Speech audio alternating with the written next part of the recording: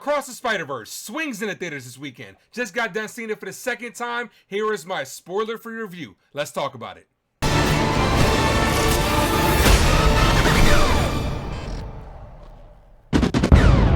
Yeah, what's going on, everybody? It's yours truly, the Ace, back with another video. And before I get started, let me know what you guys thought about Across the Spider-Verse. Did you like it, love it, hate it? Let me know down in the comment section. Also, let me know, where does this rank amongst your favorite superhero movies? Animated, live action? Let me know. I'm super excited to dive right into this, so let's talk about it.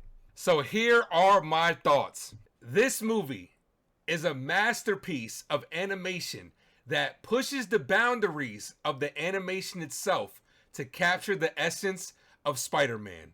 I loved this movie. Coming off the momentum of Into the Spider-Verse, which a lot of people consider one of the best superhero movies of all time, because it has an understanding of comic books never before seen from any movie adaptation ever. That movie set the bar. This movie exceeded it. So let's get right into the good. The first thing I gotta talk about, the animations. This movie took animation to a whole new level. You might have seen animated movies, but not like this.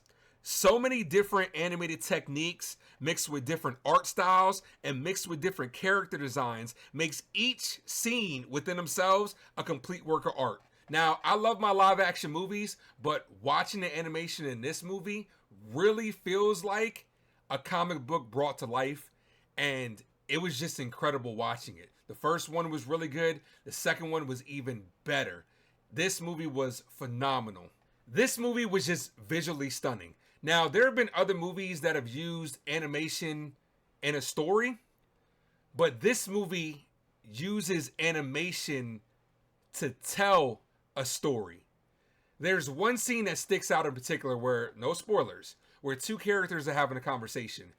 And as they're talking about different things, you're seeing the background constantly change. And it just looks like a complete work of art that is being conveyed across the screen.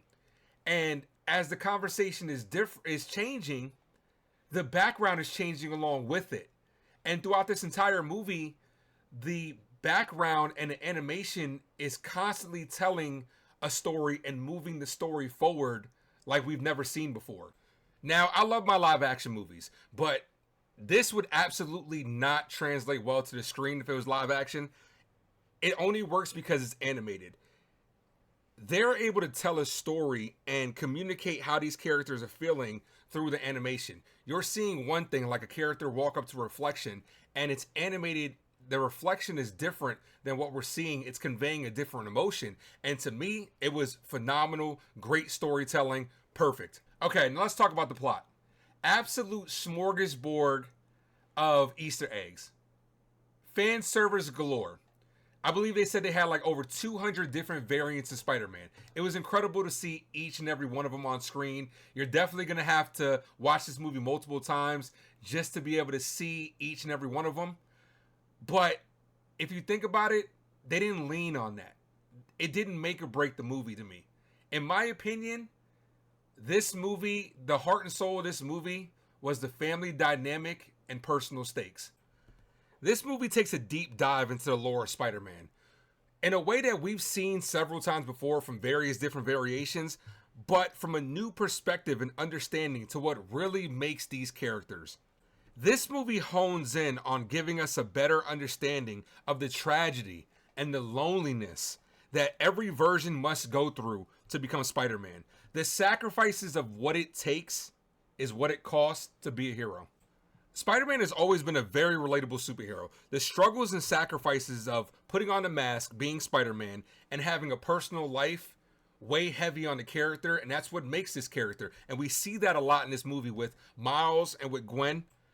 I love their relationship in this movie. Two very similar characters going through the same thing. The classic Spider-Man struggles. The loneliness of being a spider person, not being able to really communicate with your loved ones due to the fear of the ramifications, whether it's them not accepting it or putting their lives in danger. So they confide in each other, and it strengthens their bond throughout this entire movie. And that's one of the driving forces that make this movie so good.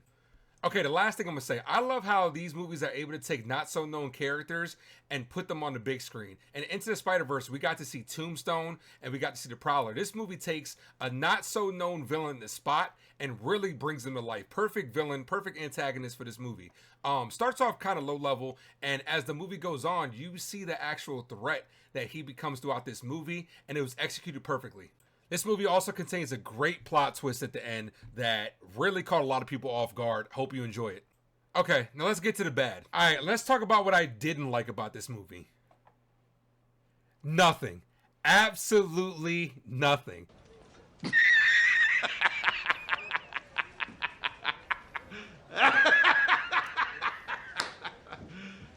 You serious?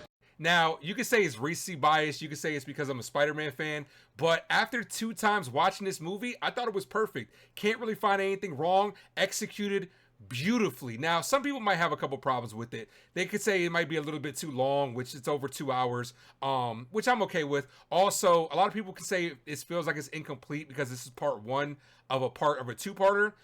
Which they had said that going in. They went ahead and changed it from part 2. The next movie, Beyond the Spider-Verse, drops next year. I just feel like the way this movie ended made me super excited to see next year's movie, and I can't wait. But overall, I absolutely loved this movie. To me, it's not just one of the best animated movies. It's not just one of the best comic movies. It's not even just one of the best Spider-Man movies. It's one of the best movies, period. I'm so serious. I enjoyed this movie so much. It was such a good time watching it in theaters. Overall, on a scale of 1 to 10, I give this movie a perfect 10 out of 10. This movie was phenomenal. As a huge Spider-Man fan like myself, what more can you ask for? It was truly a celebration of the webhead himself, and I just can't wait to see this movie again and again. And when it comes on streaming services, I look forward to be able to pause each moment and check out every Easter egg and just enjoy it for what it truly was. A perfection and celebration of Spider-Man. But I appreciate you guys for watching this video. I hope you enjoyed. Let me know down in the comment section what you thought about this movie. Don't forget to like and subscribe. Appreciate you guys. I'm the Ace. This is the Ace Avenue. Adios.